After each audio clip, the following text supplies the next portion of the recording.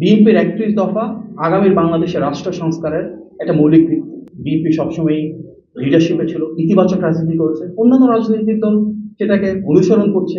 BNP সবচেয়ে বড় বা জনপ্রিয় রাজনৈতিক দল, বিষয়টা শুধু তাই না। ফ্যাসিবাদের পতনের পর ২৪-এর ৫ থেকে ৮ই আগস্ট যখন বাংলাদেশে কোনো সরকার ছিল না, থানা পুলিশ ছিল না, তখন কিন্তু বিএনপির নেতা জনাব তারেক রহমানের নেতৃত্ব এবং নির্দেশনাই আমাদের সব নেতাকর্মীরা সারা বাংলাদেশ জুড়ে মানুষের নিরাপত্তা দিয়েছে, আইন শৃঙ্খলা পরিস্থিতি ধরে রেখেছিলেন।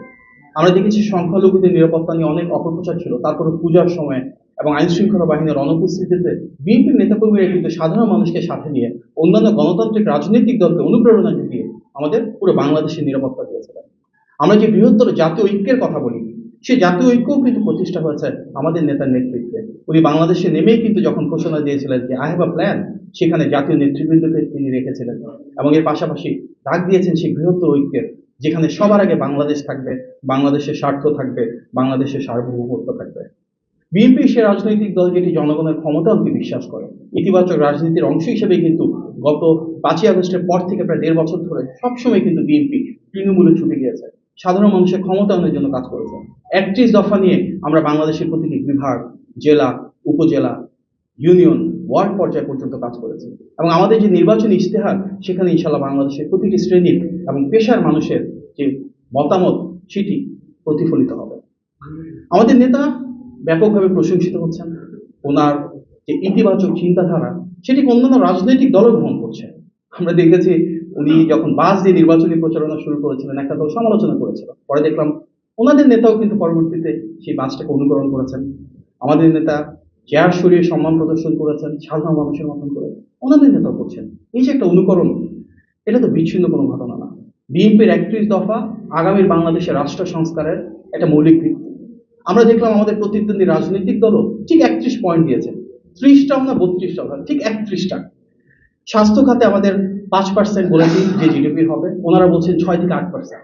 বিএনপির সাথে অনুকরণ করেই তো বেকার ভাতা দিয়েছে বিএনপি, অনেক আগে থেকে একটা ঘোষিত কর্মসূচি। ওনারা প্রাথমিকভাবে সমালোচনা করেছিলেন, পরে দেখলাম ওনাদের একজন নেতা বলছেন ওনারাও বেকার ভাতা দিবেন।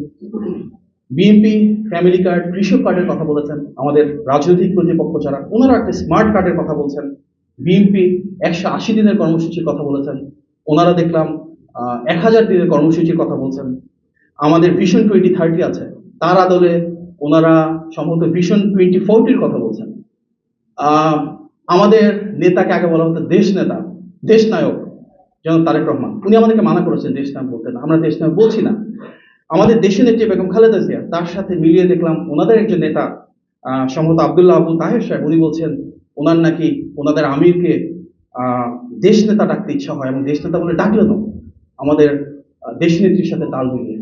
অদ্ভুত ধরনের একটা অনুকরণ, যেটাকে আমরা মনে করি রাজনৈতিক সংস্কৃতির জন্য ভালো। বিএনপি সবসময়ই লিডারশিপে ছিল, ইতিবাচক রাজনীতি করেছে, অন্যান্য রাজনৈতিক দল সেটাকে অনুসরণ করছে এবং সৌহার্দ্যপূর্ণ সেই রাজনীতি তো আমরা চাই আগামী বাংলাদেশে। আমরা দেখেছি যে রাজনৈতিক প্রতিপক্ষ অনেকভাবে সমালোচনা করছেন, গত 2 দশকের বেশি সময় তো ওনারাও ধানের শীষ নিয়ে নির্বাচন করেছেন। সুতরাং আগামীর বাংলাদেশ হোক সৌহার্দ্যপূর্ণ, আগামীর বাংলাদেশে যার যা ইতিবাচক আমরা সেটিকে অনুসরণ করি, অন্য রাজনৈতিক দলকে যদি প্রয়োজন হয় অনুকরণ করে সমৃদ্ধ হওয়ার, তাহলে সেটাই হোক। আমরা চাই প্রতিটি রাজনৈতিক দল যেন পরস্পরের সাথে সেই সৌহার্দ্যটুকু বজায় রাখে। যার যা কিছু ভালো আরেকটি রাজনৈতিক দল সেটি গ্রহণ করতেই পারে, অন্য রাজনৈতিক দলের ভালো কিছু হলে আমরাও সেটা গ্রহণ করার চেষ্টা করবো ইনশাআল্লাহ।